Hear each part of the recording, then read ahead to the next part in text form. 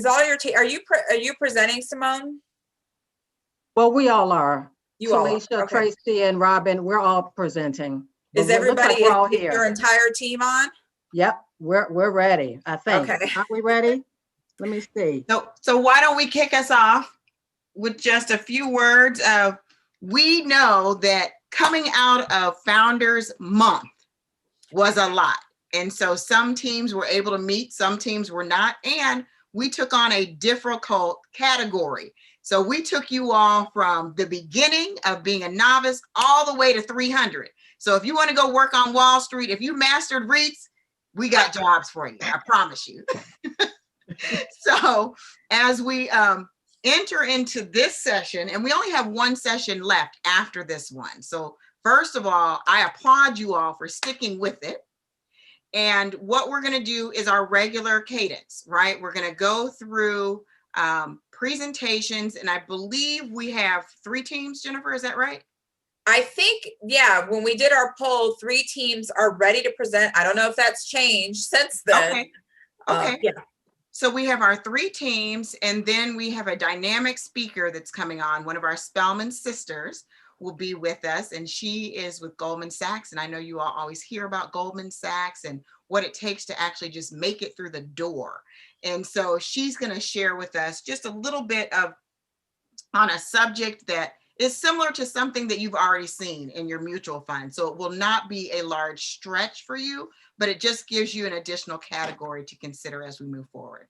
So with that, Jennifer, any other housekeeping items so that we can get started?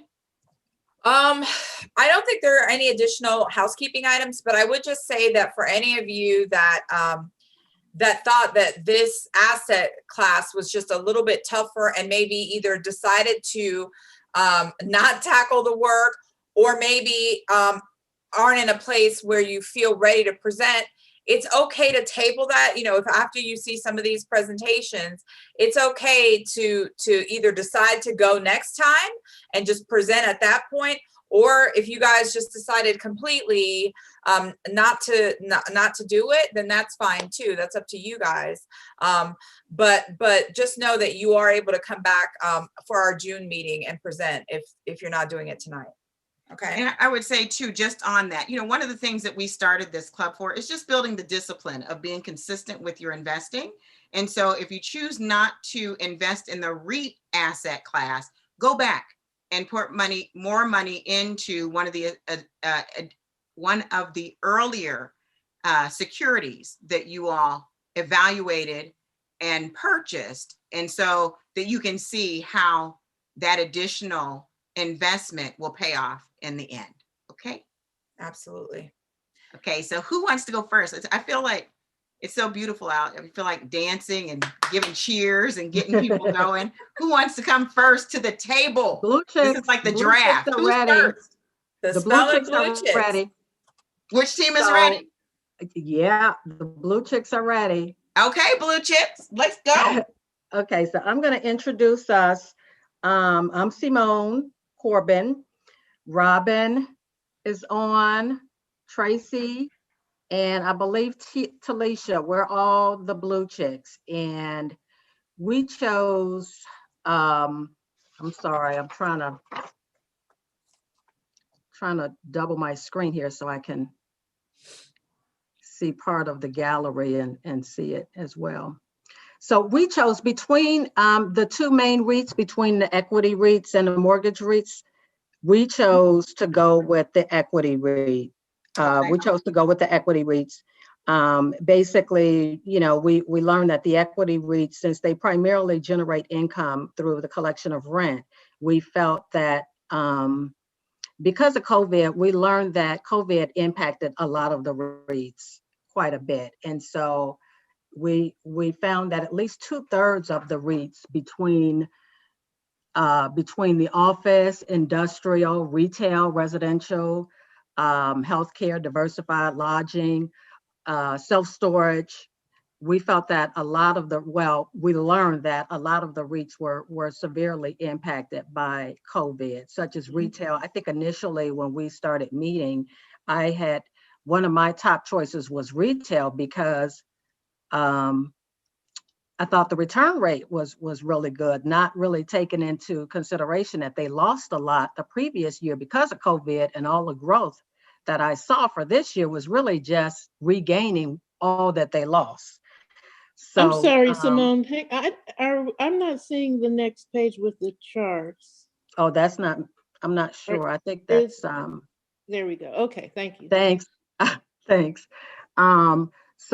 So basically, that's one of the reasons why we felt pretty confident in choosing. We chose self-storage, but what we did was we evaluated all of the REITs between office, industrial, retail, residential, diversified healthcare, resorts, and what's the other one? Lodging and resorts, self-storage. Between them all, like I said before, many of them, like retail, office, a lot of those REITs were pretty severely impacted by COVID. And so we looked at the returns. We looked at the annual returns between 1994 and 2020, and we looked at the dividend yield. I think the only number I saw for the dividend yield was that I could get consistently for all the REITs was year-to-date March 31st. We do have some other, I think we do have some other charts that may give us some information on the yield, but those were the two main metrics that we were looking at in determining which one of the REITs we would choose. And so if you look at, so if you look at the returns between things, so if you look at the returns, storage did fairly well, and this is over the course of between 1994 and 2020, and this data came from the NAREIT's website, so they're pretty consistent. And self-storage consistently did well. Self-storage did very well even during COVID because, even if people were impacted in terms of paying their rent, if they had to move, they had to put their goods into storage. So, storage did really, really well. And so I was pretty shocked to see such a high return for self-storage at 17%, even compared to, of course, we compared it to the other REITs. I think it was like 9 REITs or so. It was probably more than that, but I just chose these REITs because I was able to get the consistent data for these. But even self-storage was higher than the S&P 500. So we felt pretty positive with the annual returns over such a long period of time, as well as the dividend yield. The dividend yield was pretty, it was okay, but I'm trying to remember. I know I did a little bit of research in terms of why the dividend yield is what it is. Probably because the annual returns were a little bit higher. I think that's why the dividend yields were probably not as, I don't know what an average dividend yield is anyway, but just looking at the comparison between all the REITs as well as looking at the annual returns with the S&P 500, those were the main reasons that we chose self-storage compared to the others. Mainly, it wasn't as risky to the economy, and COVID just, those other REITs, they took a huge hit. And if I did see any positive, or if any of you guys saw any positive returns, if they lost in 2020, they may have regained it, but it doesn't mean that those returns were as strong as the way they appeared. At least, that's what I found with retail. So that's why we chose self-storage. Anything else anybody else wanted to add regarding why we chose that particular REIT? Well, I think just to talk about our struggle a little bit too. I think we initially, were a little challenged with how to approach this category. But I think Robin kind of preached all the goodness of it. And I think it, became a little bit more interesting. And as we continue to research it, I think we had a more, positive outlook on this category, because after I started looking into it more, I was like, oh my goodness, you mean I can own timberland and I don't actually have to manage timberland, and all of that. So it became much more interesting to look into. Yep. Yep. And then I think we all kind of, yeah, we additionally, I'm not short-sighted of that. Tracy is absolutely right. We all, from the very beginning, we were meeting weekly. We were kind of talking about how we do the research, well, how are we choosing between them, what metrics. For me, I think the biggest struggle was exactly which metrics should we be looking at other than just the annual returns. So dividends seem to be another one. And I think Robin is going to get into a few other metrics, but that was probably one of the struggles that I had, is knowing exactly which metrics we should look at. We struggled a bit, but I think in the end, we all walked away with having a much, much stronger knowledge.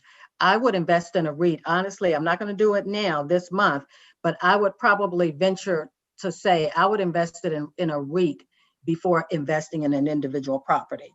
We talked about that too, as far as the returns, because all the money you put into buying a piece of property only to turn around and rent it, and all the upkeep, you may as well, purchase a REIT. So that's my thought. But so I'm gonna go ahead and hand it off to the next person. I think Tracy, It's me, are you next? Tracy. Yes. Okay. Yes. Tracy, Okay. before you go, I think Simone or not Simone, I'm sorry, Camille had her hand up. Camille, did you intend to raise your hand or no? I did, but when they switched to this slide, it kind of answered my question, because I was going to ask with the chart if that was an average of that, what was that, the 10-year, 20-year time frame that they showed, or if they had a trend, and they pulled this up. So I'm good now. Thank you. Okay, very good. Okay, Tracy. Okay, so as Simone mentioned, we decided to focus on self-storage because it had good returns. And so then we started discussing which REITs we were going to focus on. On the REIT.com website, they only had 6 REITs listed. And of those, several were familiar. I've actually had my daughter's contents from college in CubeSmart, and I mentioned it had been bought out by Extra Space Storage. So we had some familiarity, and we also had familiarity with Live Storage. So we said, okay, we'll take and these were in the top category anyway as far as returns. So we decided to focus on 3, and we have in the spread. So we decided to use the spreadsheet that we use for stocks, because each of these actually I guess are individually traded. And so we were able to get, all of the attributes that we could for stocks. So we used the same spreadsheet template so that we could compare Extra Space Storage, Live Storage, and CubeSmart. And you'll see their ticker symbols in the spreadsheet and their prices next to them. So at first looking at it, looked like Extra Space Storage might be interesting. Simone had researched CubeSmart, and after looking at it, although initially it looked good, she felt like, well, the returns are not even exceeding the S&P 500, so that one wasn't as desirable. So then we really just kind of focused on the other 2. And Extra Storage originally, when you look at the net income, and it's got a larger market cap. It had good income, but one of the concerns, and I thought this was really helpful having someone that in the group that has a little bit more experience, because normally when I look at something, and usually I'm most familiar with mutual funds, I'm kind of just looking at the returns. And Robin said, well, their debt to equity ratio is high, and what kind of debt do they have? And that might be concerning. So after conversations about that and looking into that a little more, then we just decided that we felt more comfortable with Live Storage because of lower debt. actually. So the bottom table shows their financial leverage and their debt to equity. And so that kind of helped drive us to picking Life Storage. So ultimately, we ended up selecting Life Storage. So I'll turn it over to Talisha. Okay, just a little background on the self-storage industry. It began in the 1960s as consumerism led Americans to buy more stuff than they had room for. The industry relies on the 4 Ds: death, divorce, displacement, and disaster. And the business focuses on getting people in the door. Once people have their storage unit, then rates begin to increase and people are less likely to move to another storage just to save a little money. In 1987, 3% of the population had a storage unit compared to 8% in 2017. Then on the next slide, I'm going to go into the company background a little bit. Sovereign was created as a privately held company in 1985. It went public in 1995, and up until 2016, it operated under Uncle Bob's Self-Storage. But Sovereign bought Life Storage that year and assumed the name in that acquisition. A little bit about the expansion. Texas, Florida, and California are the areas of interest for Life Storage. Because of the lack of basements in homes, those states have a higher demand for storage. The places that have a growing, and they also have a growing transient population. In the Northeast, commercial use of storage units is a lot more common. The company is dedicating more attention to attracting commercial users. Traditionally, about 70% of the self-storage customers, are using the space for personal reasons, whereas 30% of the space is for business customers. Thanks, Talisha, and I'll pick it up from there and talk a little bit about the competitive strengths for Life Storage. So one of the things that we found as a competitive strength is the portfolio diversification. And this will come into picture a little bit more in a moment here because, you know, against the other companies that we were looking at, Extra Space Storage, CubeSmart, as well as Public Storage or U-Haul, they all have a national presence. But this will be important in a minute as to why this is key for them. The next strength is the Rent Now platform. So in 2018, way before anybody even thought about COVID, Life Storage had a contactless rental process. So that gave them an opportunity when COVID did hit that they were already had the platform. They didn't have to, you know, create something so that they could keep up with the market. They were ready to go.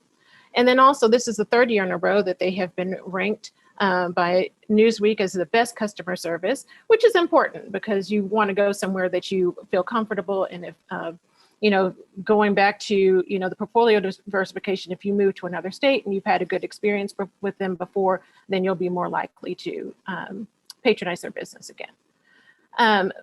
And then the next piece really kind of sets Life Storage apart, which was very interesting for us, and that is their business enterprise solutions.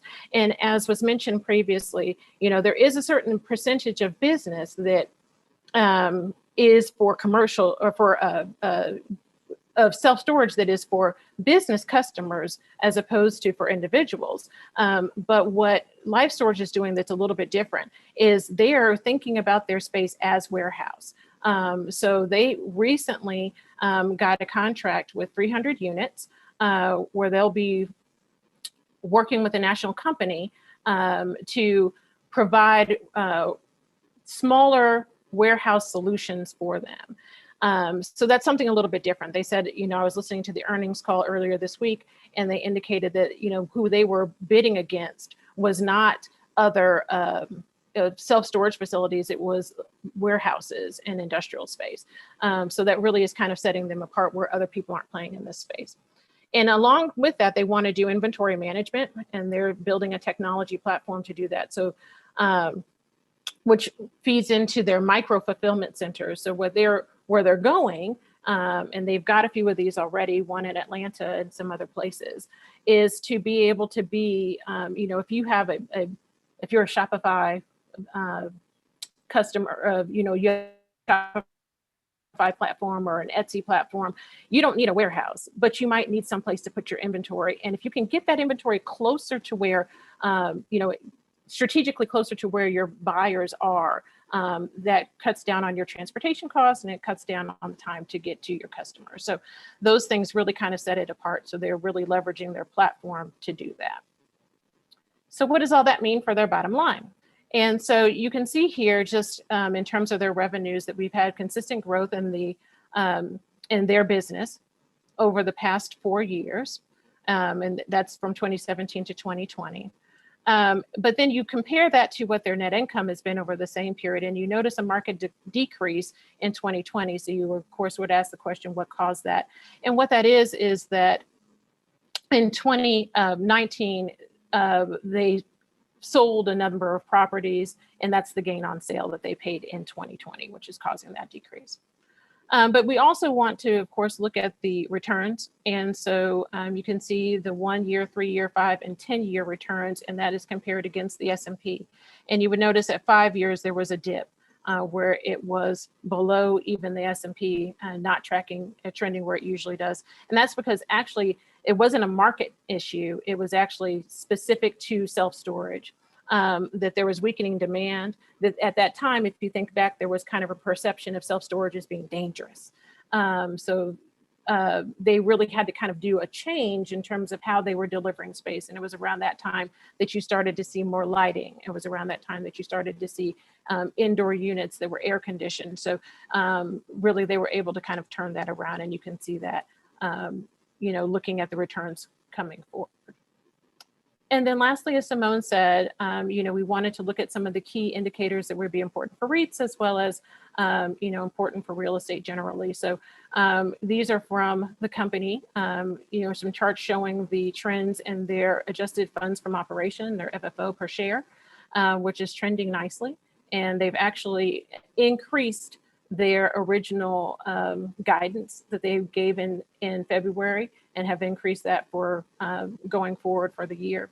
And you can also see an increase in their dividends, so growing nicely, as well as, the same store occupancy. And so you can see that, really they were trending a little bit lower in 2019, and 2020 really bumped up.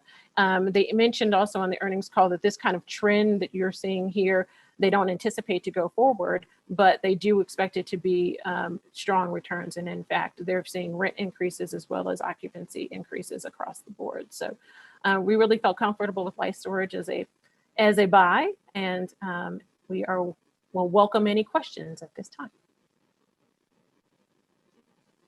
Great job. Robin, just while you're on that slide, can you explain to everyone what same store occupancy is? Yeah, so same store occupancy, hold on, let me pull the slide back up. But same store occupancy is a way for, in real estate specifically, to be able to compare assets year over year. So what you don't want to do is, so a same store product would be something that you've held from January 1st of the prior year, and you've held it through. So then that all of those assets you're comparing apples to apples. So you're not getting a pop or a decrease because you bought a property or because, some intricate little change like that. But you really can compare apples to apples across portfolios. So if you buy something, it takes a cycle year before it will be a part of your same store. Mm-hmm. I mean, you kind of had me at earnings call earlier this week. So the fact that you actually listened to the earnings call, I'm really impressed by that. And I love it because I think, if you guys get the opportunity to ever listen in on an earnings call, you'll just learn so much about a company and about the business. So that's fantastic. I mean, you guys did a great job. I know Simone talked a little bit about the challenges when you guys first started off, thinking about how do you look at a REIT or investing in a REIT, but was there anything that was like really surprising to you through this process? For me, just the returns alone. I mean, over 17, well, I don't know how many years is that. Between 1994 and 2020, you're talking about a 17%. I put my money in a REIT any day. So for me, I didn't know what a REIT was before this exercise. Secondly, I never would have expected that the returns would be this strong. So that's the money talks with the REITs That's to me. awesome. I love that. Yeah, I And agree also. I had never heard of a REIT before, and I invest in real estate. I have rental properties, and I thought, oh my gosh, this is so much easier than dealing with my tenants. I'm all over this. Yep. You know what I told the group.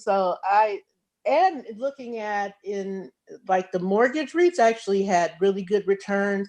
And I said to the group, gee, if I had known about this before COVID, because some of these companies, had like 100% or more returns over the years. Like, I really could have done something, but hindsight is 2020.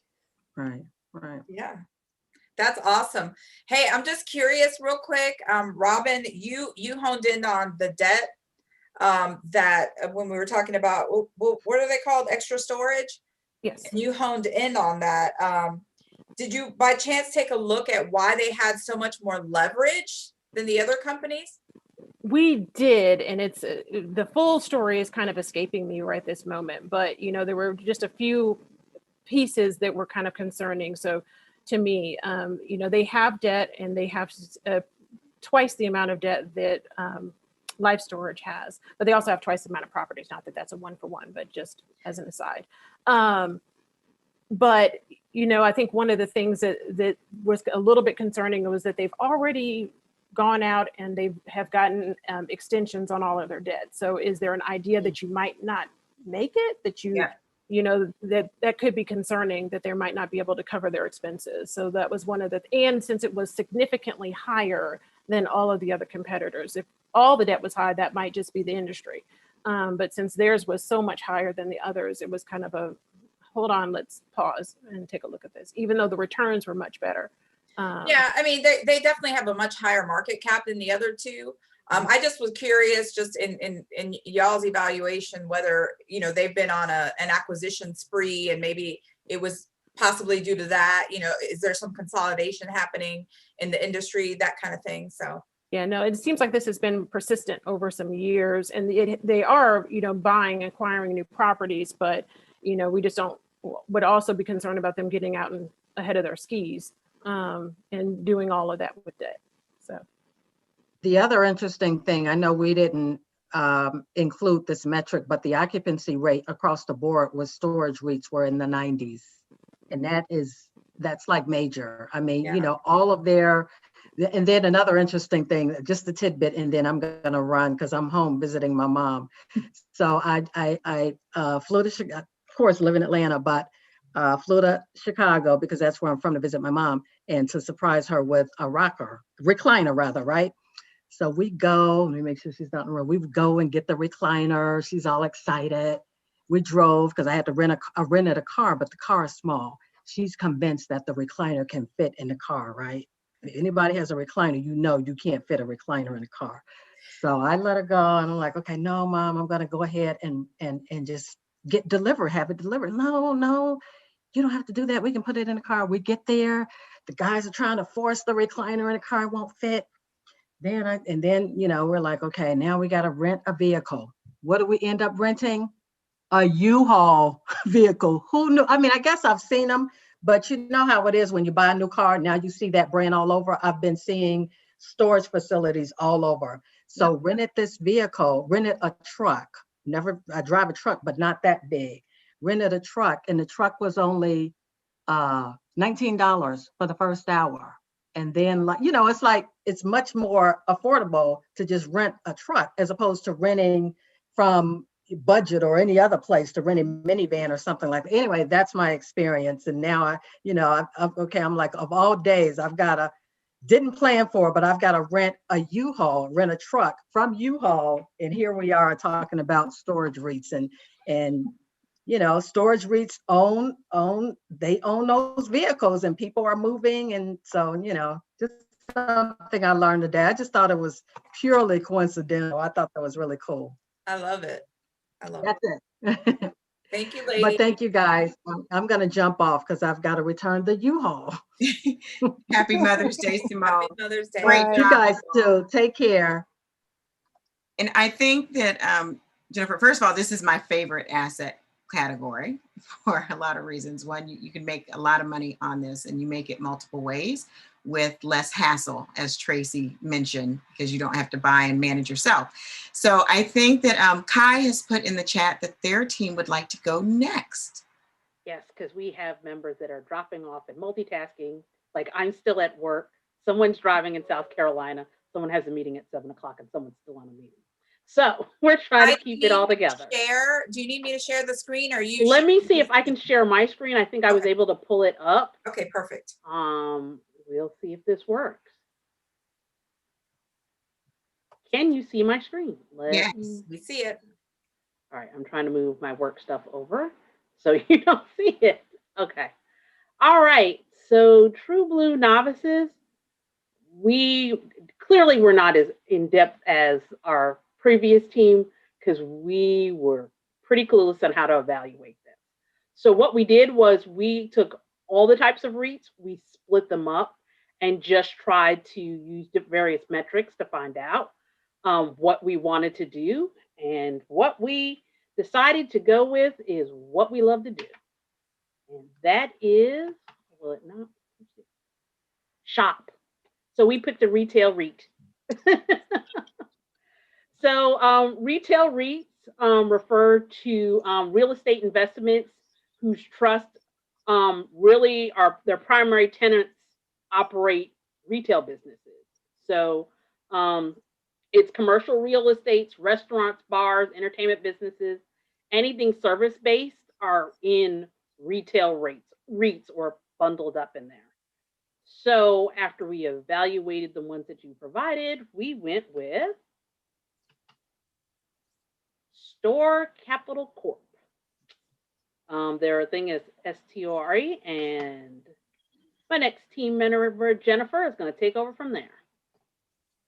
Okay, just to give a little background on Store REIT tenants, we're familiar with a lot of them, but Store Capital owns over 2,500 single tenant properties, and that's the type of REIT, the single tenant properties. They're in 49 states, and they lease properties on the long-term net leases, and they have over 500 different tenants. Their property portfolio is very diverse. There's roughly 63% of their properties are service categories. And so that includes things like the health clubs, the movie theaters, restaurants, auto repairs, and several different education centers. And then 19% of the properties are retail, and 18% roughly of the tenants are manufacturing. So some of the tenants that we're more familiar with in Atlanta would be the Bass Pro Shops, and that also includes Cabela's, and then the AMC Theaters. And this is actually the largest movie exhibition company in the world. And Ashley Furniture, Popeyes. Some of you may be familiar with the Peachtree Park Prep, which is in Alpharetta and in Johns Creek. And they're part of Cadence Education. And this is one of the one of the premier early childhood educators. And then also Zips Express Car Wash, and that's one of the largest car wash operations. They have over 185 locations. That's a little background on the REIT, on the Store REIT tenants. Okay. Next, Joanne, I believe. Yes, good evening. This is kind of continuation of Jennifer's presentation. Basically, the REITs, the company that we did the Store REIT was founded in 2011 and headquarters in Scottsdale, Arizona. And basically is an internally managed net lease real estate investment trust that invests in single tenant operational real estates. And on the previous slides, you saw some of the freestanding, like the Popeyes, the AMC, and the Bass Pro Shops. The company originated 270.8 million of gross investment, representing 66 property locations during the first quarter of 2021. Property locations, 2,656, and within the portfolio, which is highly diversified across customers, brand names, or business concepts, industries, and geography. And just to see kind of where the company is trending, stored capital rent collections improve as its tenants and business activities picked up, increasing the ability to make rents. And of course, everybody was kind of impacted with the COVID, but for Q1 2021, those activities have picked up with more activity and more payments. All right. Dawn.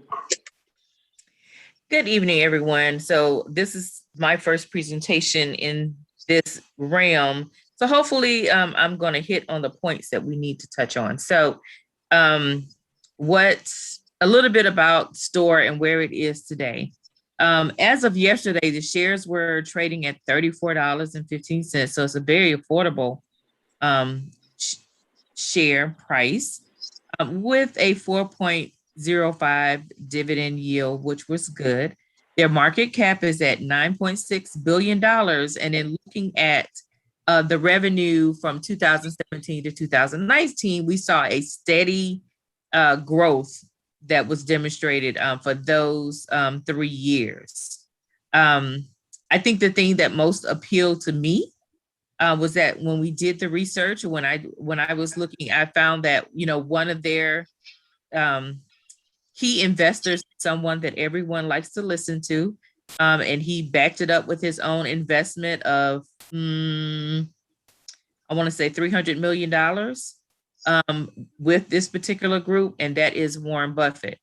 So that was appealing to me when I looked. After looking at all the numbers, when I saw he put his money where his mouth is, that stood out to me. Thank you, Dawn. And we're gonna wind up with Jean. Be careful. Are you stop driving, Jean? Yes, I am. Thank pulled you. over. Yes. So in wrap up as to why we chose STORE and why did I make my print so small? But when people are running, not walking away from brick and mortar REITs, why are we so confident in it? Well, it's a relatively young REIT. It IPO'd in 2014.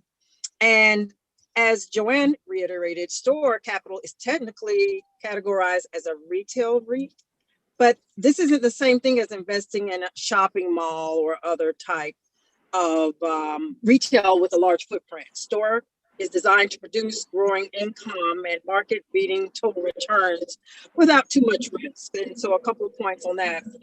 Again, this REIT specializing in single-tenant net leases, mostly in the service and retail industries.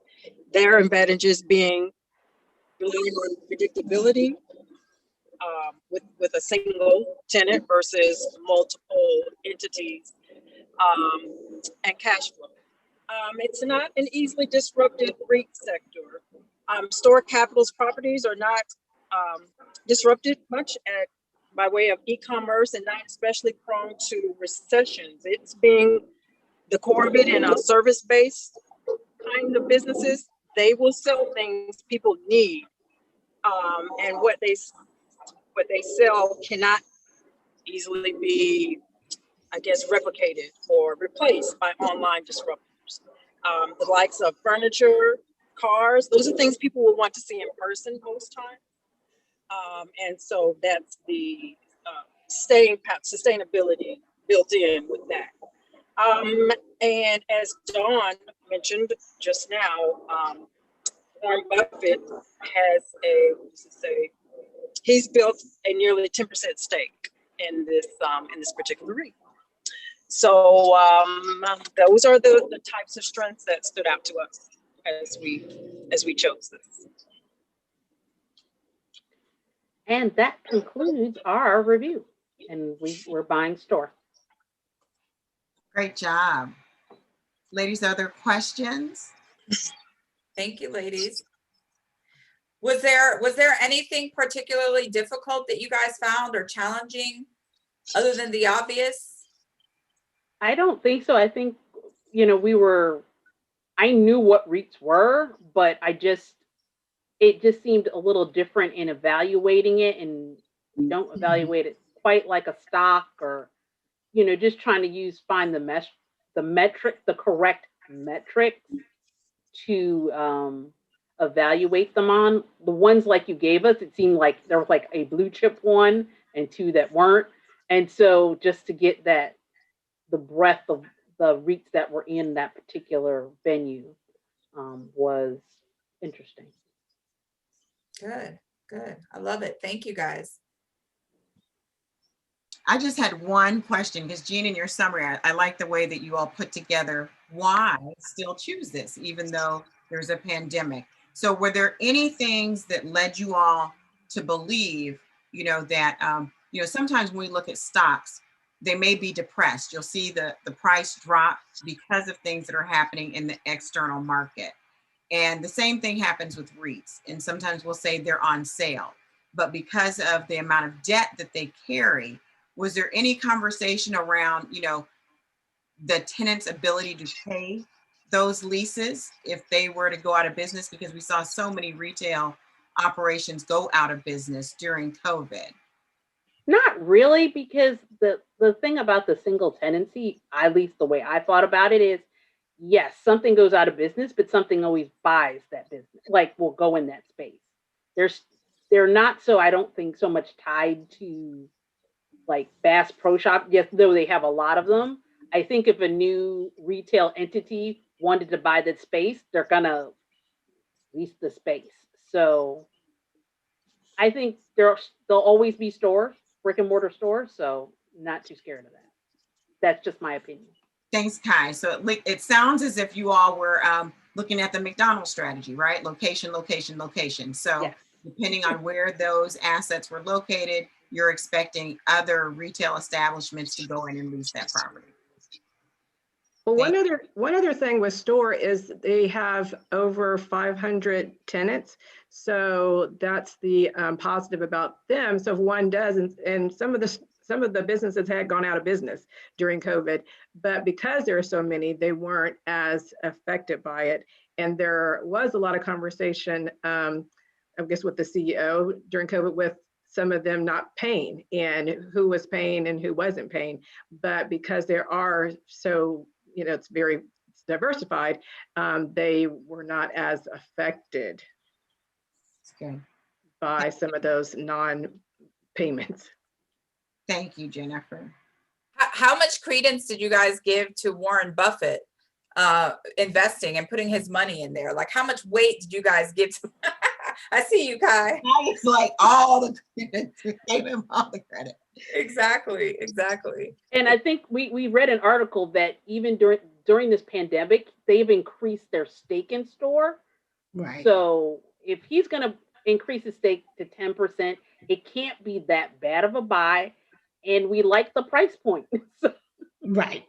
I think he liked the price point too. So I'm a ride with Warren. I bet he bought it at a third, at a fifth of what it is now, even maybe $2 or something. But also I noticed this REIT, I think Store is the only REIT he has in his portfolio, which is interesting. That is interesting. What I read. Mm-hmm. Well, any other questions for this team? Ladies, outstanding job. I'm not going to listen to you all anymore when you say, I didn't know how to do it. It was so hard. We're not sure. You guys have done a bang up job. So good job. Yep. And I think Legacy Builders said they wanted to go next. So we are ready for you. Who's leading with the Legacy Builders? I am. Just give me a moment to share my screen. Okay. You all. Hi. Can you see me? Yes, you can. Okay. Just one moment, please.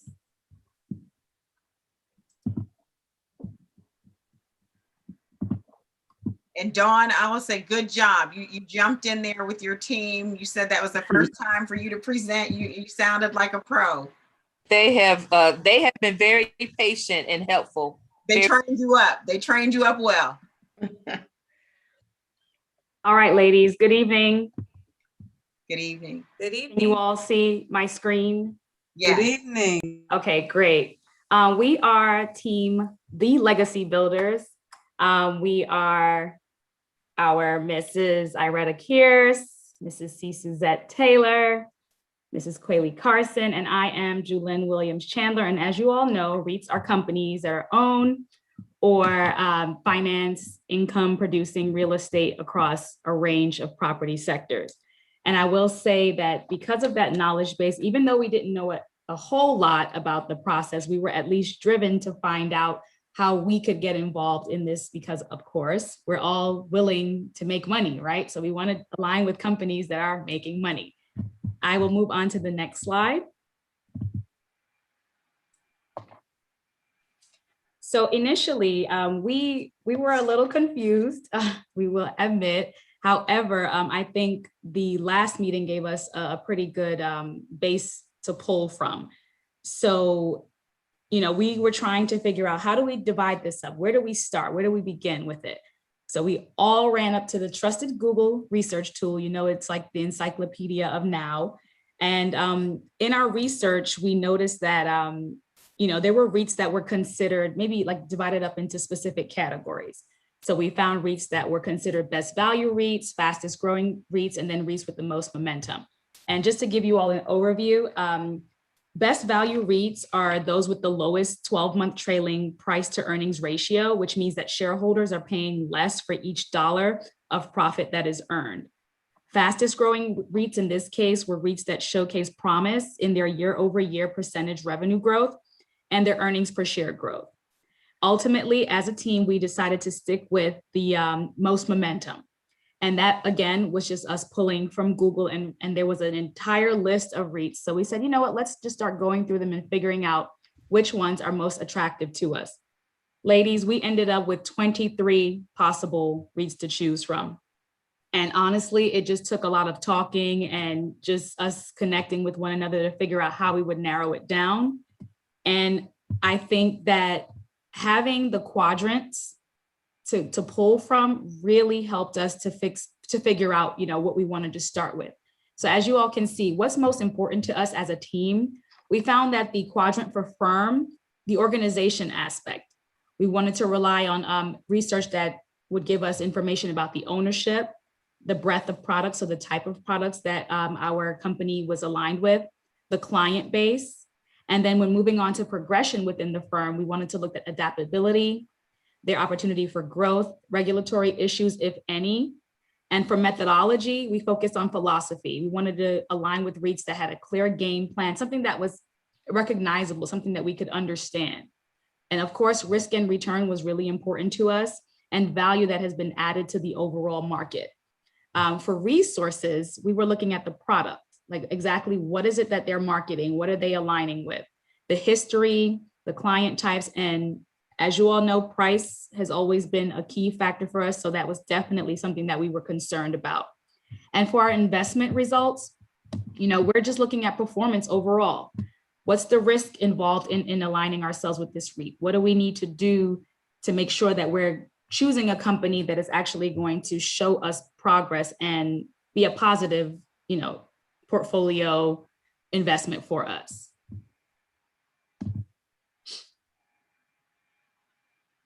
What I would like to point out, of the 23, we did narrow it down to 4.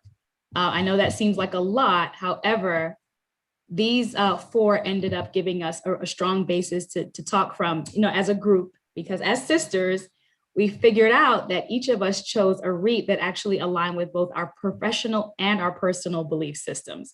So just to give you all a little bit of background information, on our team, we have Quayle Carson, and Quayle is actually a dentist. So she chose the Physicians Realty Trust, and PRT, as I like to call it, is on a mission to help medical providers, developers, and shareholders realize better healthcare, better communities, and better returns. And then we have STAG, which our computer science guru, Mrs. Iretta Kears, is aligned with. It is focused on the acquisition and operation of single tenant industrial properties throughout the US. Iron Mountain, and I'll jump over to that one because that is where our C. Suzette is aligned with in her human resources department. And actually all of us, and you'll learn why in a minute, but all of us were aligned with Iron Mountain. It is a global leader for storage and information management services. And lastly, Vicky, or VICI Properties, is a premier owner and developer of best-in-class gaming, hospitality, and entertainment destinations.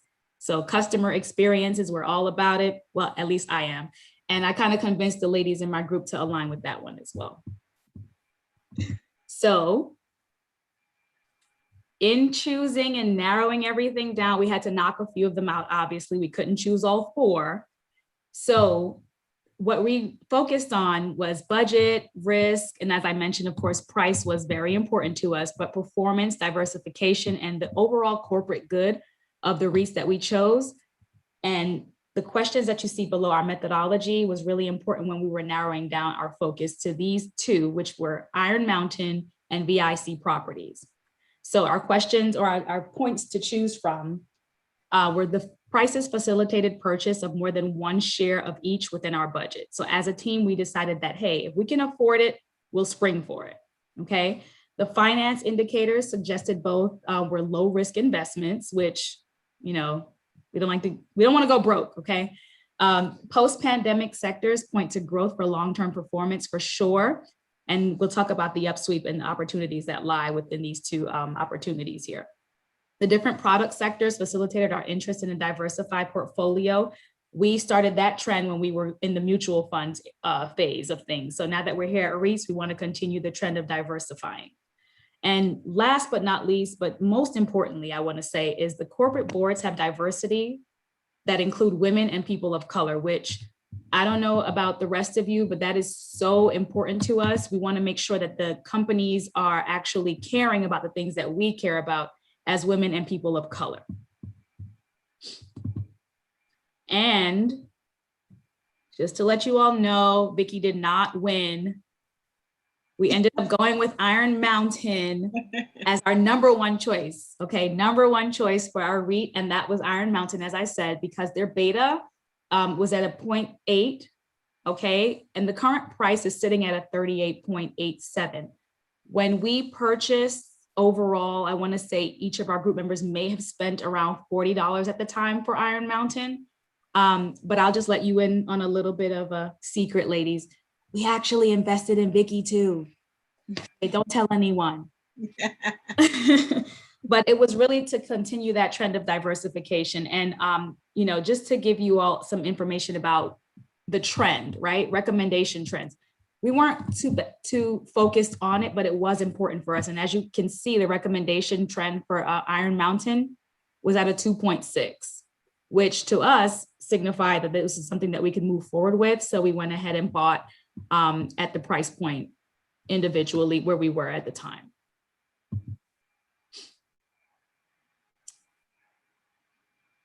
Before I jump into this next segment, I just wanted to recap, give you a little bit of information about Vicky.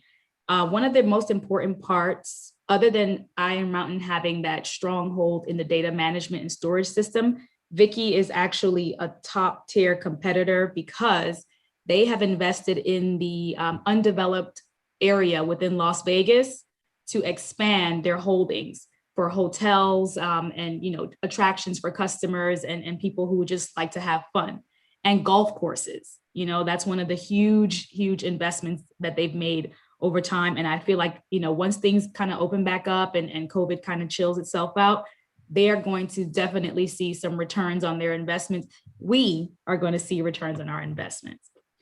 Just to give you another tidbit about the diversification and women empowerment aspect of things, Iron Mountain has actually brought on Ms. Charlene Jackson as their new diversity, equity, and inclusion officer. I mean, y'all, we almost cried when we saw this. Okay, they had a whole Twitter post about this lady. So, you know, if you all aren't familiar with Ms. Charlene Jackson, I mean, she is she's dynamic. I don't want to give too much away, so I'm going to go ahead and click on this little video. So sit back, relax, and watch.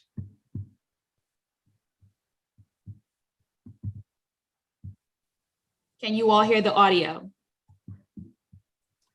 No, I think you have to share your sound. I do. Yeah.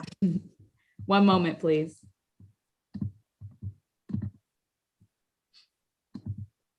Let me stop sharing for a moment so that I can share my sound with you all.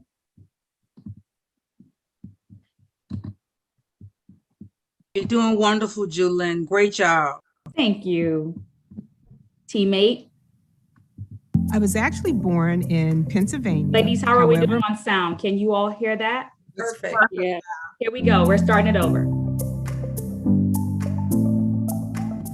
I was actually born in Pennsylvania. However, my father was in the military, so I say I'm from all over.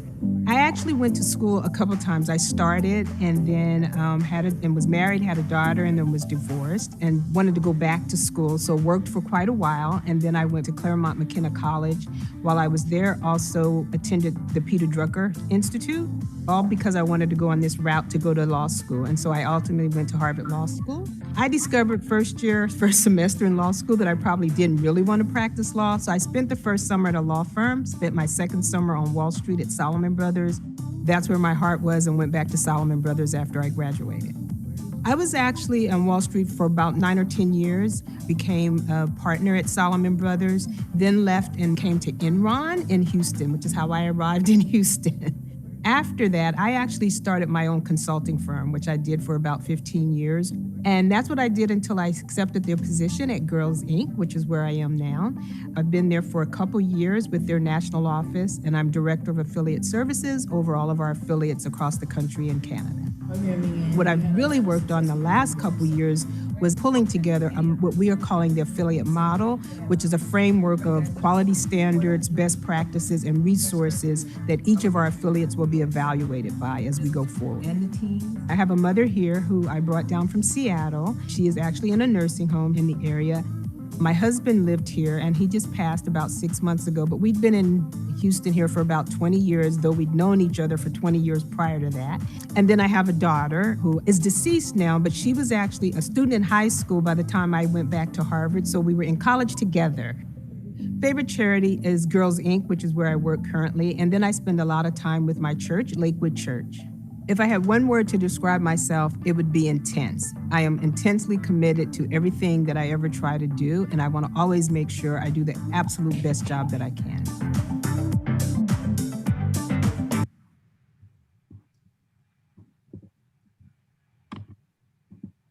Great video. So that was just to give you all an overview of why we ended up really pushing for Iron Mountain as our REIT to invest in.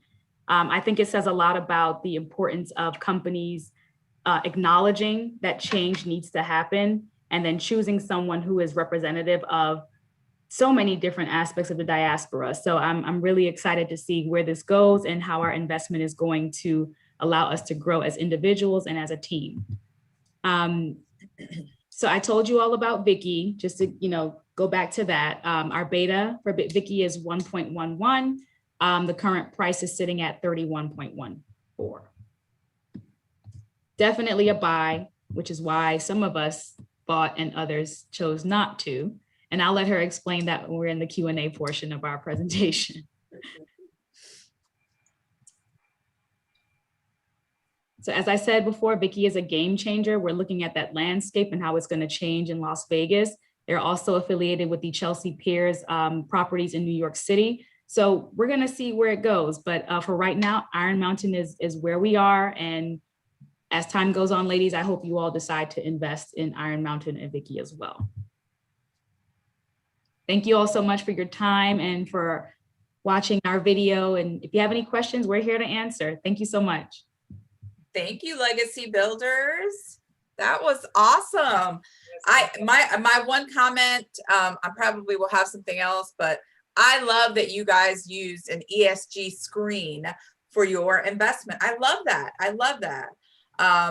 Because some of us talk about that being important, but then maybe we don't execute on that. But I absolutely love that that was part of your process in looking at your investment. So that was excellent. Thank Excellent. you. I know that maybe my team members have something to comment on that. Quaylee, did you want to maybe say something about the what we learned about the boards for our REITs and what kind of helped us with our process? Yes, we were extremely disappointed when we went and looked at the pictures of the boards of a lot of these REITs. I mean, just completely all white men. And then there were some that had some white women peppered in them. The two that we chose do have some people of color. But that was really important to us. And the day that we found out about Miss Jackson, we were just hyped on that call. We were so excited. And then, you know, as you can see, dug in a little bit more and see Suzette found that video, and we just wanted to share her with y'all. I do want to say one more thing. I just looked at my E-Trade account, and Iron Mountain is right now $41.30. So it's gone up since, you know, I think it was 38 or, you know, something like that on the presentation. Yes, So, it was. great job, Julene. Thank you. And great job with the slides and everything. See Suzette. And then we have our leader, Iretta. This is an awesome team.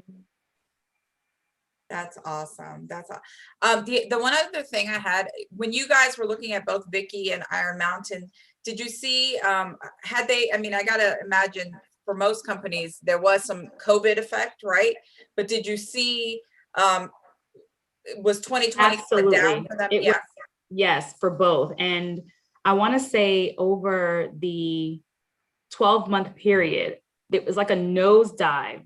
And you could see where not only the price point changing, but then the actual dividends, and it was bad. But that is what actually led us to feel like, you know what, this is going to turn around. You know, it's that same conversation about not letting go when things are bad, just kind of wait it out and see how things, you know, end up turning the tide. And I feel like over time, over the next quarter, hopefully, especially with a place like with Vicky being the kind of REIT that it is, investing in those properties where I found it very interesting that these Vicky is the kind of company where the tenants are actually responsible for the overall management of the entire company, the upkeep. So the engineering, the landscaping, the sustainability projects, the energy. So all of that stuff is important on the side of aligning them with companies and resources that are focused on making sure that the environment is safe, the workers are safe. So all of that stuff is really important. And I think as steel and wood and all of those things, that those prices are high right now. And over time, I don't think it's going to change anytime soon, but I feel like this is a really, really good place to invest. So yeah, looking forward to seeing how things change. Additionally, with Iron Mountain being in storage and Vicky being in specialty entertainment real estate, we found that even though all companies dipped in March with the pandemic, they have been the two sectors that have rebounded the most quickly, and they're not going to be, their growth is not going to be hindered by supply chain right now. So wood, lumber, all those things, even chicken, because you're going to, chicken is up 28% due to supply chain. Things might be open, but there's a backlog because a backlog on workers still living off of their checks from the government, and a backlog on transportation as everybody winds back up, getting people back into the factory, then the factory having to do backlog orders, and then finally getting to new orders, where these two companies aren't going to be hit by supply chain. And so we figure they're going to be able to grow faster and quicker and be a part of everybody's recovery.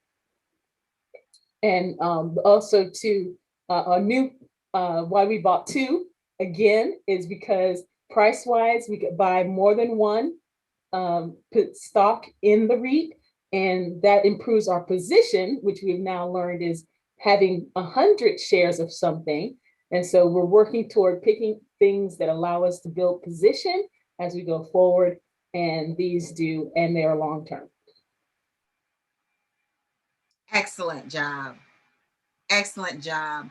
And I think what's important that you all pointed out, one, the social investing, which I think is so powerful, but also, you know, looking at each of your individual backgrounds, because you will know more. So I like that clearly you're a dentist and you can identify with that. So even though that may not be the pick today for the team, there are other things that you all now can gravitate towards that you have expertise in to add to your portfolio over time. So I thought that was a really, really good perspective to bring into play. So well done. Awesome. And listen, I don't want to take away from anyone else, but in the event there was any other team that now felt like they were ready to present, we don't want to leave you out, but I want to just say, hey, if you want to go ahead, I don't want to deny you the opportunity either, okay? Anyone else stepping up today? I know Blessed by Measure said that they weren't going to present today. They have people on the road and out and about. And Stock Queen said they weren't presenting either. So. Okay. Yeah. Then I think, Jennifer, then we're ready to go on and introduce our speaker. Awesome. Next category. So great. Yes. So ladies, we are so excited because we are moving on. And so from REITs, I love just seeing the development from our very first session to now. I know you guys are learning tons and I can see it and I can hear it. So I absolutely love it. So we are going to talk next about exchange traded funds. And we have an amazing, amazing speaker tonight. Hopefully you all can see my screen. And so I just want to introduce to you guys Nina Simone Myers. She's currently a growth equity investor on the GS growth team at Goldman Sachs, focusing on investing in growth stage healthcare and consumer companies. Prior to her current role, Nina worked as an equity research analyst covering the multi-industry sector, including stocks such as Honeywell, 3M, and GE. While at Spelman, she is obviously our Spelman sister. While at Spelman, she earned an honors Bachelor's of Science in Chemistry, and while interning for 2 summers at Goldman Sachs. So she's amazing, obviously. She was also inducted to Spelman's chapter of Phi Beta Kappa and is an initiate of the Mu Pi chapter of Alpha Kappa Alpha Sorority Incorporated. So you guys, please help us welcome Nina Myers. Woo! Thank you, Jennifer. Oh, Nina. Absolutely. Hi. Hi, everybody. Thank you so much for having me. I'm super excited to be a part of this. And I'm really going to keep it as, brief and concise as I can, and not try to overcomplicate things and leave, time for, more question asking and answering than me rambling at everyone. I see Sora Dawn on the line too. Hi, Sora Dawn. Hi, Sora Joanne. I don't know if they're still on, but I see their faces. Jennifer, would it be best for me to share my screen, or would you want to share whatever I sent? You totally have sharing capabilities, so you should be able to go ahead and share if that's great. easy enough for you. Yeah, let me just hit start share. And I will hit this. Okay, and I will put this in a nice present format so everybody can see. Let me know can everyone see that? Yes. Okay, great. Yes. So like Jennifer said, my name is Nina Myers. I currently work at Goldman Sachs, and I'm really going to give just a very brief high-level overview of ETFs. It really won't take that long, but I know that you guys were already looking at mutual funds in a prior session, and I think you'll find a lot of similarities with mutual funds to ETFs. So a lot of the information that I provide today, it shouldn't be super foreign, but there are some minute differences that I think would make ETFs seem like a better asset or a better investing opportunity for some on the call, or others who might be interested maybe a less complicated or maybe like lower fee option. So without further ado, I'm going to jump right into just a very high level definition. This is a little bit wordier than even anyone needs to digest right now. But the way to think about it, similarly to a mutual fund, is an ETF is just a basket of stocks other assets, commodities, even bonds that will track and trade on a stock exchange similarly to a single stock. So you can buy ETFs on a per share basis, and you're gonna be exposed to all of the different assets that are included in the basket. And it can be structured to a lot of different industries, a lot of different sectors. There are even some no fee options that I will definitely get into in the Q&A or definitely at the end of the presentation. But just think of them as a real aggregated portfolio that you can invest in. And it helps you really diversify whatever assets you're already invested in without having to purchase, say, 5, 10, 20, or even hundreds of stocks to achieve the same kind of diversification. So a couple of points here that I put to note is, some ETFs can have, a lot of different types of investments, like I said, and there are some that are only US based, and there are also international options as well. So if there are European stocks or Asian stocks or other commodities in other countries that you might be interested in, you can find an ETF that is also exposed to those names, and you can have a little bit of flexibility with the investments that you make without having to purchase a grandiose amount to be exposed to those securities. ETFs also offer lower expense ratios and lower fee structures than buying a single stock or even buying certain mutual funds, because you're getting an aggregated bucket of a lot of different securities, and the mechanism of an ETF versus a mutual fund is actually a lot cheaper on the advisor side. So it's a lot cheaper for you as a consumer, and I'll get into that in a couple of slides.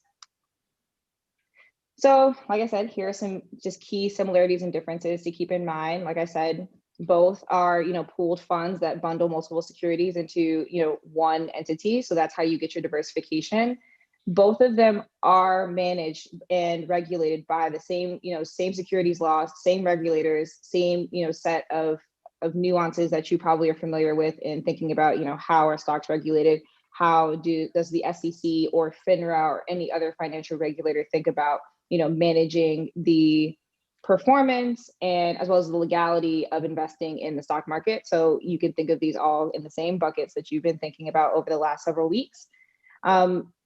Another thing to note is that different investment firms like a Fidelity or a Vanguard or other major investment firms will create their own versions of very, very similar ETFs.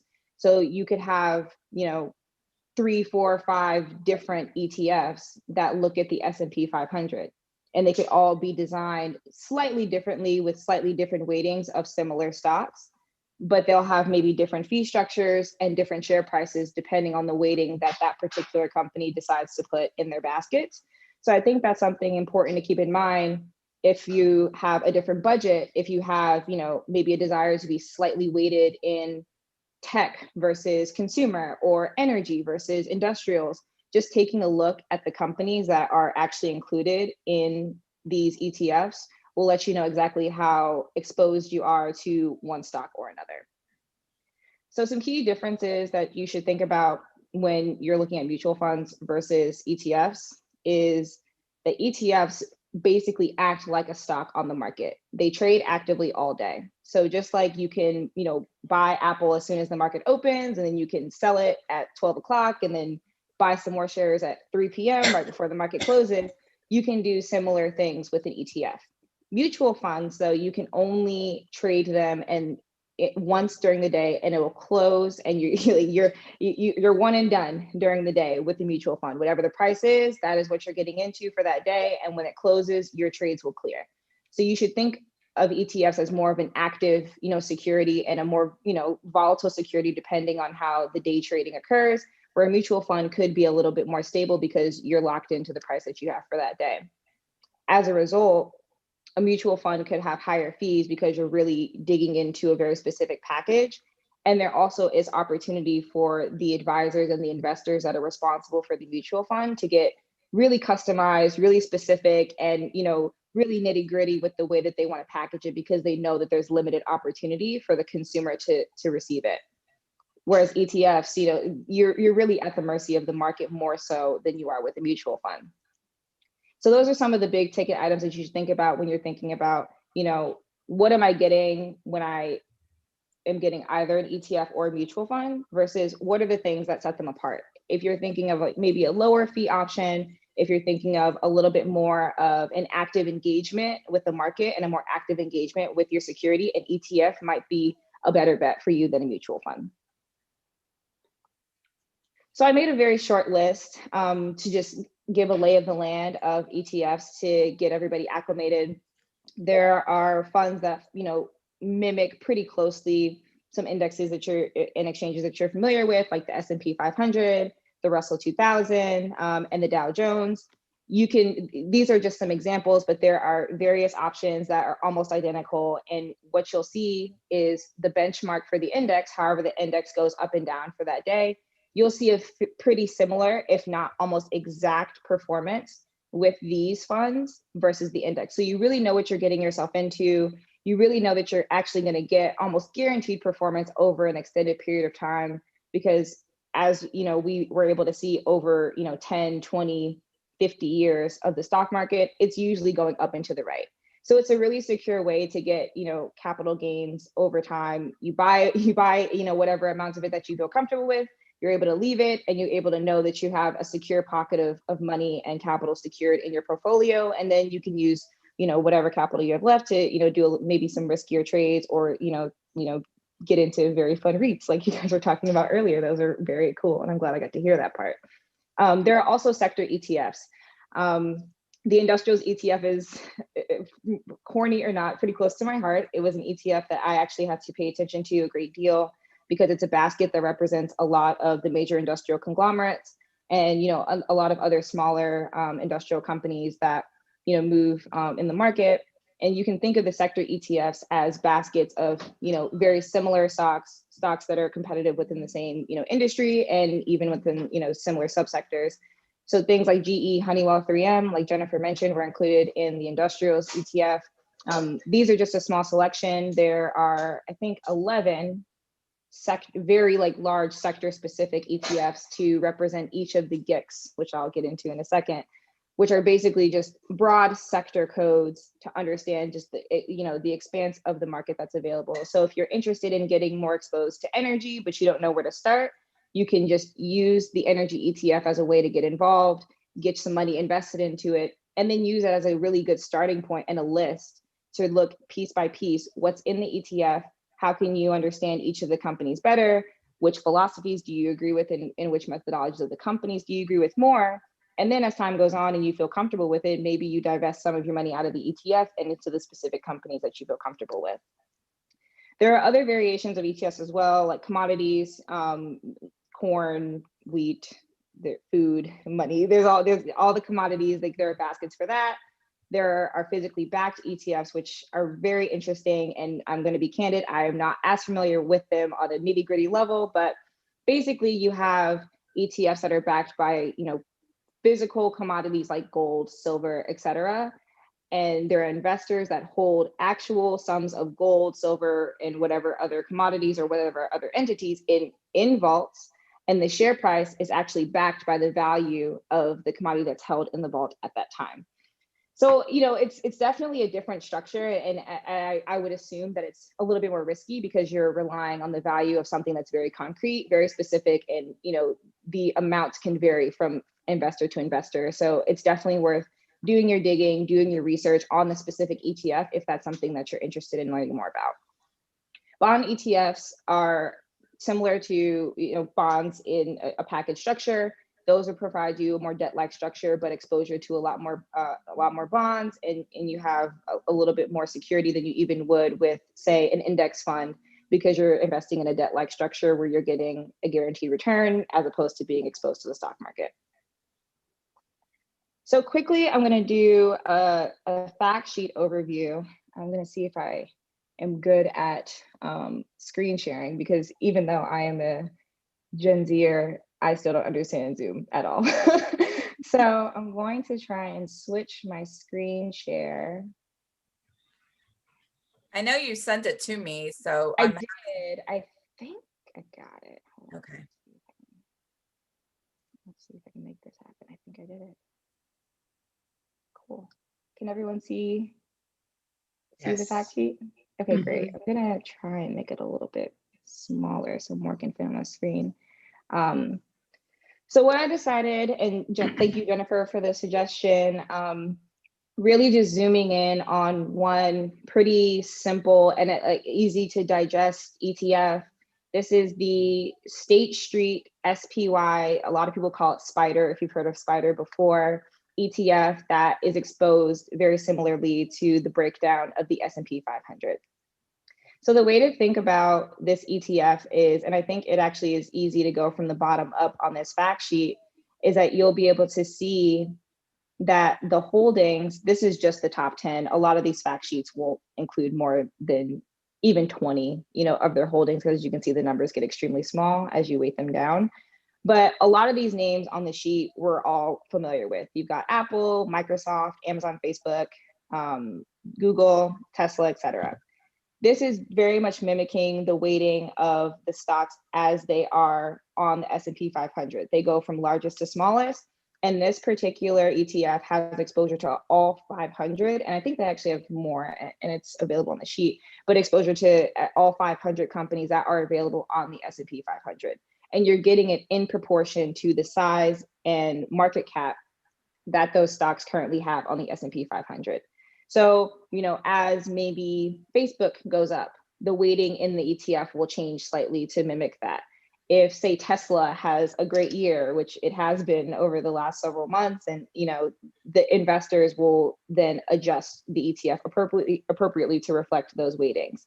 Some of the smaller names, of course, like you might not be as exposed to those fluctuations, but they are definitely still baked in there. And then similarly, you have a breakdown of the sector. So this will not apply, say, to your sector ETFs because you'll be 100% exposed to one of the sectors. But here, given the overexposure of the S&P right now to technology is definitely by far going to be the highest weighted portion. Healthcare, consumer discretionary, so on and so forth. It's going to just reflect, like I said, the S&P 500 or any other fund will have a similar breakdown of which pieces of which sectors you are exposed to at that time.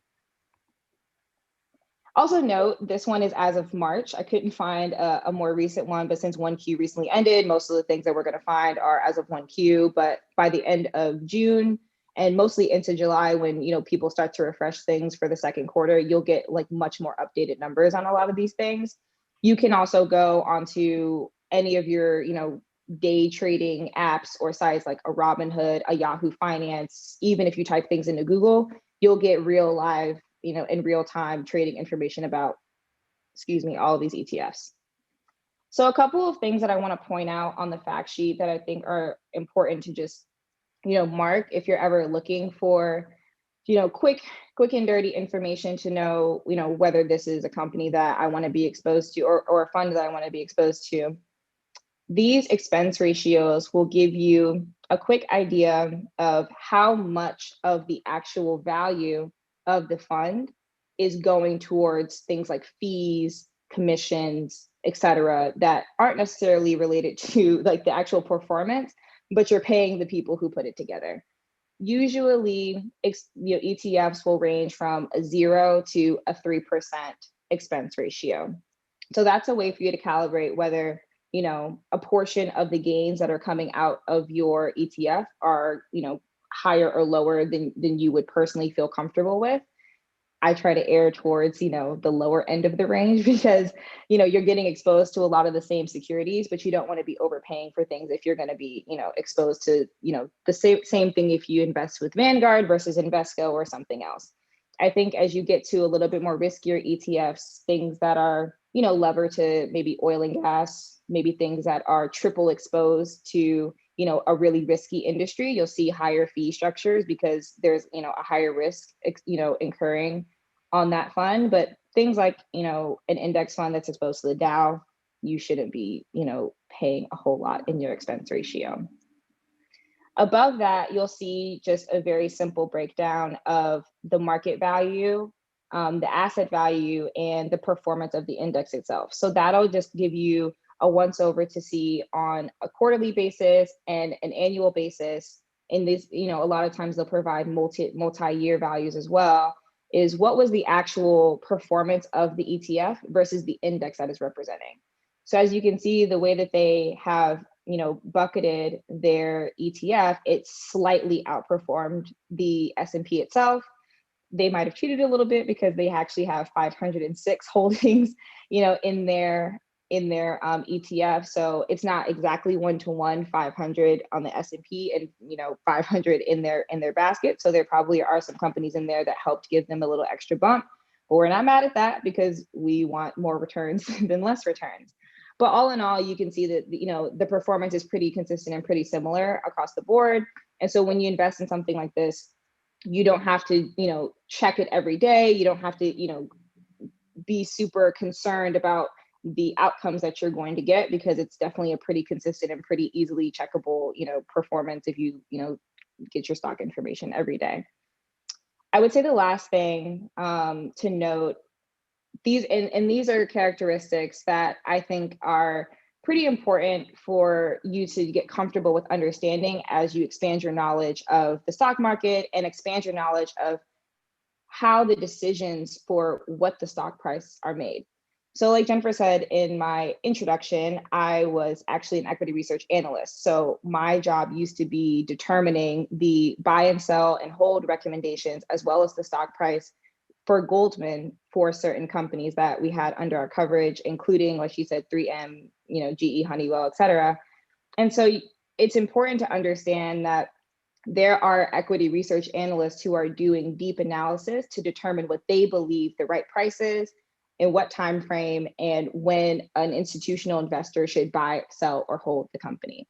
So when you look at these estimates right here, a lot of these are just aggregated estimates from databases that we research analysts will submit to, and they'll aggregate these and say, on average, the research analyst believes that this company should grow their earnings by XYZ%, or the growth rate for revenue should increase or decrease by XYZ%. And so these are publicly disseminated to a lot of institutional investors, to investment banks. A lot of people pay a lot of money for these subscriptions to use these estimates to input into other models. So what these fact sheets will provide to you is an understanding of what does the quote unquote street think should happen on an aggregated basis to things like earnings, to things like the price to earnings ratio, which is a typical valuation metric, and the dividends that a company should yield over the next year or so. And I think that once you get comfortable with understanding that there are people out there who are kind of pulling triggers and pulling levers, you can feel a lot more comfortable comparing and contrasting the expected performance of one ETF or one company versus the other. So those are really nitty gritty pieces, and I'm happy to answer more detailed questions about that. But when you look at a fact sheet like this, these numbers can look really intimidating, and they can not make a lot of sense. But there is a glossary at the bottom, and I sent this fact sheet to Jennifer. So to the extent that it can be circulated, I think that this is also a very helpful glossary for keywords and other things that you can look up via Investopedia or Google to just have a better lay of the land of the words that are being used in this general ecosystem. And then the last piece that I want to share, I'm actually taking a little bit longer than I expected, but this is just a quick one. It's really just a list of resources that I think would be helpful to just continue the learning about ETFs, and also just continue the learning about personal finance and stocks in general. I've been at Goldman almost 3 years now. I interned for 2 summers, and I still feel like I don't know as much as I should. And these resources definitely help me a lot when I just need a refresher or need to get back in the zone when I'm not feeling particularly financy that day. So this is just a database screener. So if I click on this, oh great, that worked out. This is literally etfdatabase.com. It's very simple. What's cool about it is it has an ETF screener amongst news and other information. But what I really like is that you can take these filters and filter it exactly how you want. So there's different asset classes that you can filter out. There's different metrics that you can add or subtract from your little taskbar here.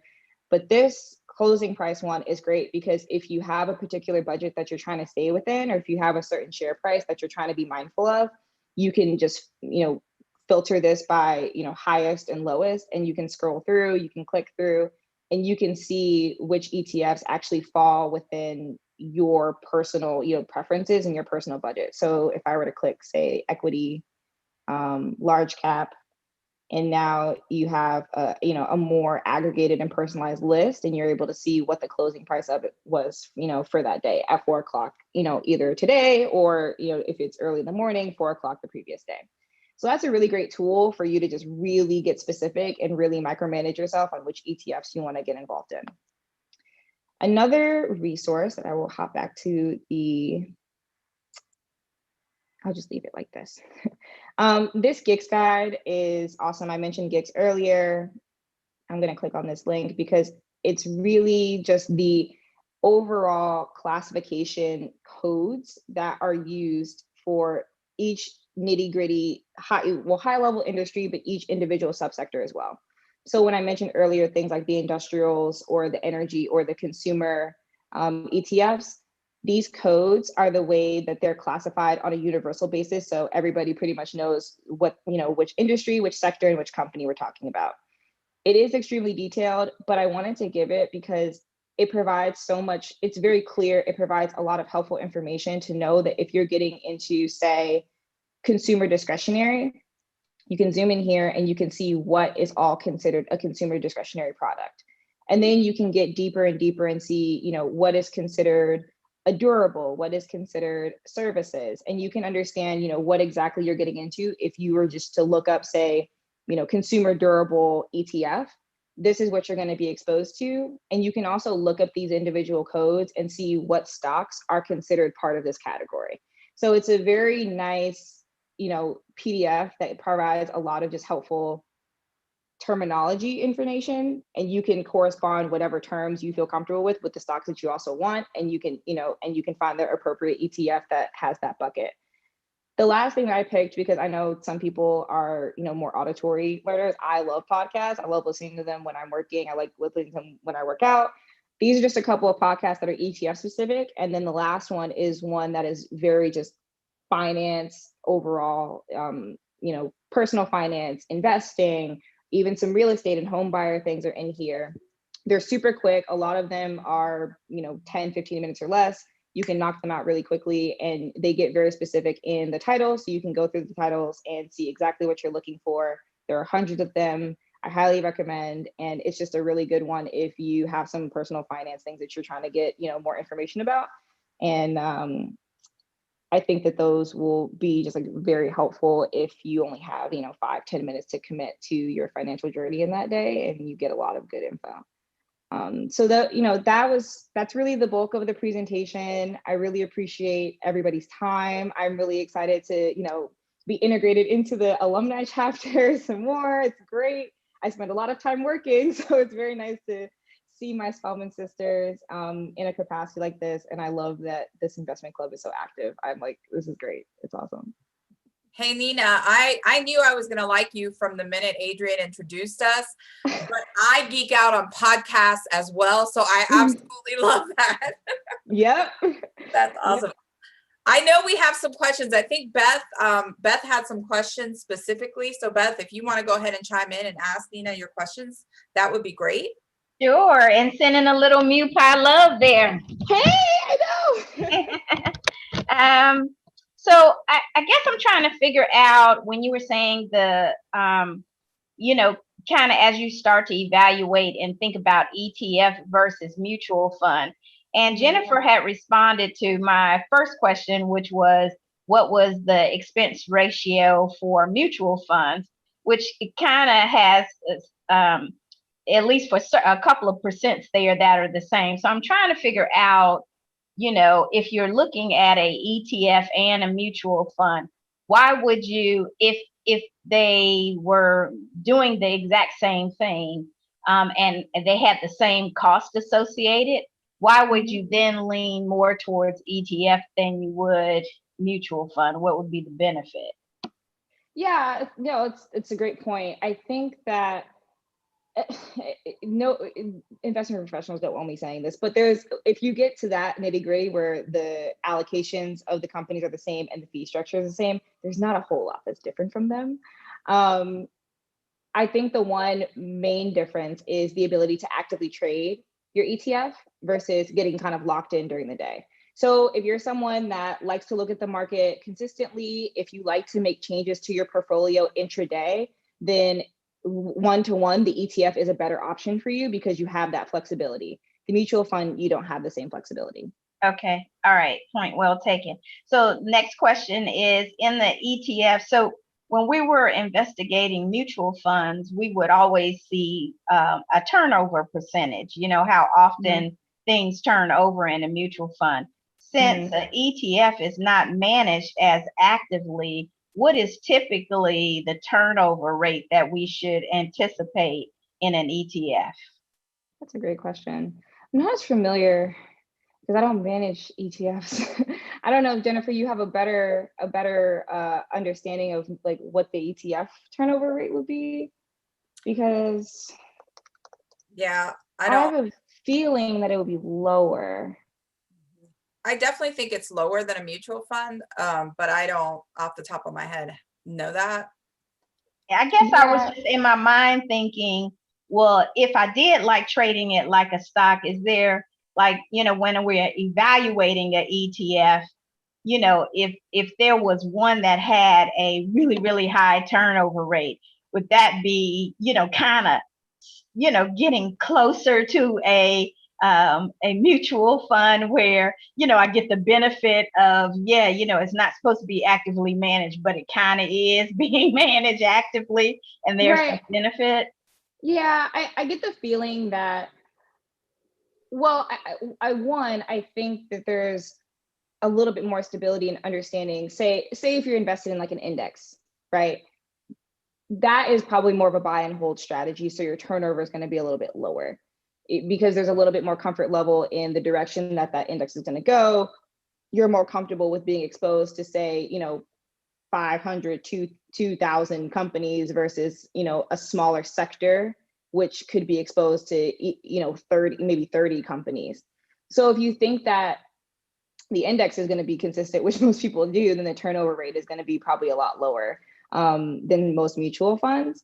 But if you were to say invest in like a sector ETF and it's internet, a lot of people are extremely comfortable with how internet is doing right now. And so that might have a lower turnover ratio, but something like energy or something that's very oil focused, where there's a lot of fluctuation in oil prices or just a lot of uncertainty with where oil is going to go because of, you know, airlines or people driving in cars because we're all stuck in our houses right now.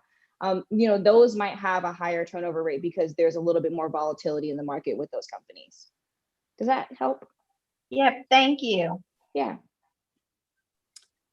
We had another question. Are ETFs the securities day traders focus on? No. Oh, no. Well, okay. Let me take a step back. It really depends on your desk. So I was covering industrials, like single stocks, not ETFs. And we had a trader that was dedicated to us. And we also had a salesperson that was dedicated to us. So my role was actually very, very connected to the trading desk because we stand as the intermediaries between institutional clients like hedge funds, portfolio managers, pension funds, and the, you know, publicly traded companies that release information and release data consistently, but we just have better access to them and their data and their management teams than the buy side does.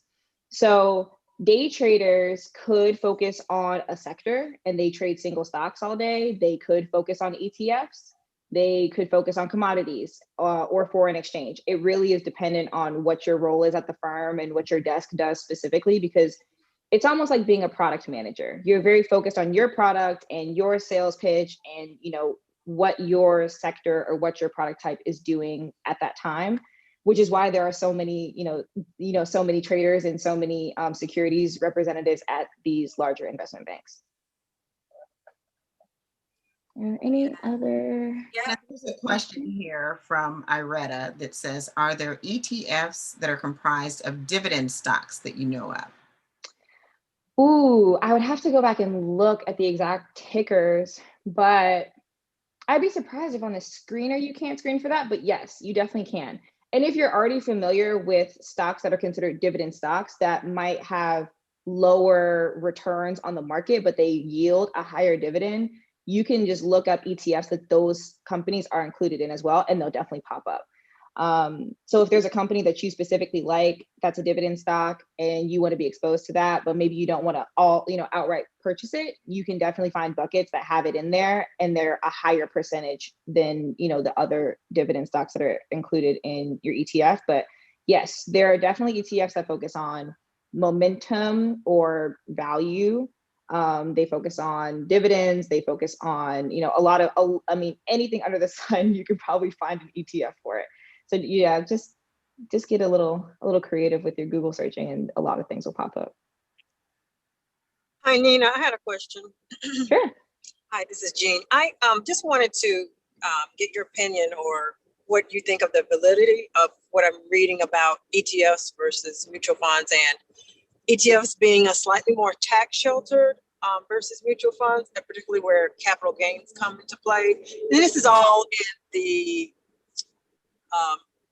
conversation on how Joe Biden is proposing taxing unrealized gains, perhaps. And yeah, now what people are looking at the loopholes that ETFs maybe are sheltered a little bit, and just because of the way that they're structured, the capital gains are not as great a hit as mutual funds because of how they distribute or not distribute their gains.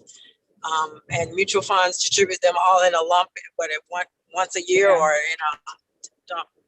So that I noticed has been a trending articles online. Yeah, that's a really great point. It's so tricky because this stuff can just change so fast depending on how politicians decide that they want to determine their tax laws. But yes, to your point, with mutual funds, when your capital gains, if you do receive them in a lump sum, or if you do sell all at once and you receive all of your capital gains at once, you're going to get taxed at that higher rate. Whereas with an ETF, it's kind of like when you're trading a single stock, right? Your gains are occurring almost on a daily basis. And so I think that the threshold in which you can get taxed on an ETF, because it is not an actively managed security by an investment firm, it's really just, tracking, existing securities. It's not being managed consistently by another investor. There are different tax implications to that, because you're really just, it's like if you were to purchase every single stock that's on the S&P and have that in your portfolio, you're just having it in one, nice shared package. So I think that the idea of an actively managed security versus a passively managed security is where they're getting a little bit tricky and a little bit artful with the way that they want to tax people. I'll leave it at that. Good. Thanks. I don't know if we have any other questions. No, I think we've answered all of them. So that's perfect. Yay. Thank you, Nina. We really Great. appreciate you giving of your time and your expertise. Oh, there was one more question. What's it say? So Beth has a question on there too that wasn't answered. Percentage if sold before 1 year. Oh, I guess I should click the chat. I would be able to see these if I clicked that. I'm telling you. Yeah, I'm sorry. I've been loading the chat up with a lot of questions. Yeah, let's see. Are there ETFs of REITs? Yes. So that would mean you have a short-term or long-term capital gains if so. And that's Beth again. Oh, hey, Beth. So that would mean you have a short-term or long-term capital gains percentage sold before 1 year. So we had learned before that if you were just buying an individual stock and you, sold it and had capital gains, that your tax structure on something you held longer than a year would be less than 1 year. So as you were talking before on Jean's great question, I'm wondering then if it mimics like a stock, if then you have that same tax issue on your capital gains. On your capital gains if you hold it less than 1 year. I'm actually not positive. I don't want to tell you something that's wrong because I'm not as close to the tax structure of ETFs. So I don't want to mislead you, but my should, but I think Beth, you should definitely, if that's a concern, what I always tell my clients is you need to check with your CPA just to be sure, yeah. Because we're not tax experts, but that would be, it should be the same, right? If you hold Yeah, I'm almost positive that your ETF is taxed in the same way that whatever underlying security you have in the ETF. So if you have stocks in the ETF and it's all equity, you're going to be taxed like the stocks in that ETF. If you have bonds, the tax implications for your bonds are going to be the same as your ETF. If you have commodities, same thing. So whatever the structure is for that specific security that you're investing in, you should just think about the gain from your ETF in the same way. Nina, if you were to give us your first 3 steps, say we're all beginners. They gave us the reins for ourselves for the REITs, and I think they're probably gonna try to grow us up a little bit more. You know how we Spelmanite treat each other, throw you into the pool and let you swim. Rescue you have to. But so what are your first 3 steps or first 5 steps when you begin to look? What would you recommend our first 3 to 5 steps be? Yeah, this is a great question. Now I'm like throwing back to when I was looking at my portfolio. I would say 1, determine your per share budget. Like that's the most crucial part, because you could look up a million ETFs, but they could be just out of whatever range that you are willing to pay per share. So whether that's $50 to $100 a share, whether you're willing to spend, $150 per share, I think being comfortable with whatever that budget is, step number 1, because then you can properly calibrate and filter things. I think the second is pick, I would personally choose an S&P exposed ETF. There are, lots of variations on the market. I personally have, I think whichever one Fidelity has packaged and created. I think there are also 0 fee options, depending it takes a little bit of digging because they try to, get you to pay the fees. But I'm pretty sure you can find some really low or close to 0 fee options. I think it's just very smart to have a nice, sum of money, whatever you feel comfortable with, tucked away into an S&P exposed fund, because you have a general sense of which way the S&P is going to go. You can usually guarantee somewhere between 5 to 7% gain year over year. And that's guaranteed money that you're going to have secured with whatever amount that you invest in that fund. So, decide your own personal budget, pick your favorite S&P exposed ETF.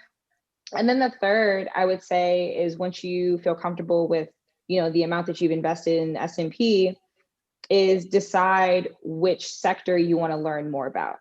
So if you are already somebody who's interested in technology or uses a lot of tech, like the way my parents used to tell me when I was younger is look around your bedroom and look around your kitchen at the things you already buy. And that will give you an idea of the product types that you're already interested in, or the companies that you feel the most confident with. I'm a tech person. I have an iPhone. I use Beats headphones. I'm talking to you on a Mac. I have an Apple Watch. So my life is very tech focused. So I would be inclined to invest in a more kind of techie or, information tech software based ETF, because I just have a lot of conviction in those companies. But if you're somebody that likes, healthcare and thinks that Johnson & Johnson and Pfizer and AstraZeneca, like these companies right now that are really exposed to, medicine and the COVID vaccine are things that you want to be invested in, healthcare ETF that has, nice exposure to those companies could be, a good move for you right now. So I think those 3 steps are good ways to, 1, get a nice, healthy, return going without having to do a lot of work. But then it also forces you to get a little bit more specific and nitty gritty about the kind of stocks that you want to be invested in on a sector by sector basis. And what about an ETF with composed of penny stocks? Is that a thing? Yeah. It's like I just they exist, but do I like them? Yes. Okay. Better question. Thank you. Thank you. But like Answer that then. You know, so I think that penny stocks are like fun and cute when they make a lot of money in a short amount of time, but they're, I think that they have risk associated with them. I think it depends on what your risk tolerance is. If you would like to be exposed to things that are very inexpensive and you do your own personal diligence on what it's weighted towards the most, so say like the first 5 companies that are in that ETF, and you have a reason to believe that in the next, and I would think of it in a very short-term manner, maybe 3 to 6 months, they're going to flip and you're going to get your money back, then sure. I think that it could be a nice, cool way to get a, quick gain, get in, get out, you get your money and you can take, that gain and you can reinvest it somewhere else. I wouldn't use it as a buy and hold strategy just because there's too much volatility involved with those names. And there's the risk that, they're a fad one day and they might not even go up as much as you expect them to. Just like with crypto, right? Like everybody's on board with crypto with certain cryptos right now, but then tomorrow they could fall off a cliff, or in 10 years they could be $1,000. Think about that in a similar manner. And I'd add to that too, if you're talking about investment fundamentals and your tax implications, if that's a short-term strategy, are you really going to make enough to cover, the gain? Great point. So if you're doing it for fun, just to test your skills maybe, but you probably will not be able to do it and make money on that. That's going to overcompensate for the capital gains tax that you're going to have to pay. Agreed. Great point. Okay, I thought I saw one other. Tracy asked, can we buy fractional shares of ETFs? Can you buy fractional shares? It depends on the platform. It really does depend on the platform. I can't use Robinhood anymore, so because of my role, so I don't know how Robinhood has evolved, because I know they do fractional shares, but I don't know if they have ETFs available. You guys can correct me on that. They do. Okay, so yes. And you can buy fractional shares. Okay, great. Yeah, because I like that's like the easiest way that I can give you instruction on how to buy fractional ETFs. Yeah, I think that's also a great strategy. But before you go ahead and buy the fractional shares, I am almost sure you'll be able to find an ETF that has companies that you want to be exposed to that is also in your budget, and you can buy full shares of it as well. I mean, there are thousands of ETFs out there, like thousands of ETFs available. So before you buy fractional, I am a little bit OCD about having whole shares, just because I like the idea of having, whole shares in my portfolio. So I'm the person who will buy one of something just to have one, as opposed to having half of it. But that's just my personal proclivity that has nothing to do with an investment strategy. But I do think that there are lots of options where you could avoid buying fractional if you don't want to. But if you already have Robinhood and you're limited with the ETFs that are available on Robinhood, and like buying fractional fits your budget, totally go for it. I think, ladies, our time has come to a close, and I want to definitely thank you, Nina, because the etfdb.com/screener is the best tool that I have seen. So you can put in all of these different variations that you'd like to see and come up with your own strategy. So please make sure that you use that as you all get together and huddle with your teams to come up with your picks for our next session. So Nina. Thanks everybody so much. I'm so happy that I got to see you. Thank you for joining us. We are so excited, especially having our Spellman sister here to present. You were extremely thorough and provided us with great information. So thank you so much for that. Jennifer, do you want to say anything before we close out? No, I want to thank you. I think this has been great. I think you guys will all see that this is going to be a breath of fresh air from our last meeting. And so this is going to be awesome. And Nina, thank you so much. I know you're in Atlanta, even though we can't physically touch you, but we I really know. appreciate. I feel you all. I really do. Awesome. Ladies, we do have our last session, which will be happening the first Friday in June before we break for the summer. And so we will have your presentations and your recommendations on ETFs then. And we definitely are really going to showcase our leaderboard to see which team kick some butt, major butt, in these last, since we began the investment club. So we're really excited about that. And that's all I have. Happy Mother's Day to all the Mother's Day. I'll tell the mom. And one thing I want to say too, in this last month, ladies, look at your budget. See if there's some extra dollars that you want to put in, because this is it. We're going to close out and see what Spelman women were able to do. How much did we put in over these 5 months, and be able to showcase this as our pilot for our investment club. So please take advantage of that. Tiffany, I see you in the chat. Is it possible to join an investment group? Yes, it is. Jennifer, please put your email in the chat so that Tiffany can get in touch with you to get placed on a team. So again, whether you're a mother or not, happy Mother's Day. If this is a day where you are missing your mother, I hope that you will smile just based on the memories of the love that you shared with her. God bless, and we'll see you guys. Hey, I have a question, Madam President. Yes. You all mentioned that we're breaking for the summer, so will we resume in the fall, or is this going to be continuing? Yes. And the same clubs? We will resume in the fall. Jennifer and I are going to sync up to determine what that looks like.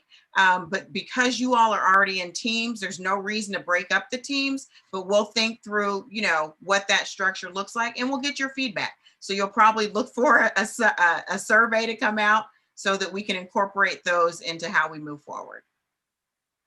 Thank you. You are welcome. Thank you, You guys ladies. have a great weekend. Bye. Bye-bye. Peace and blessing, mothers. Bye-bye.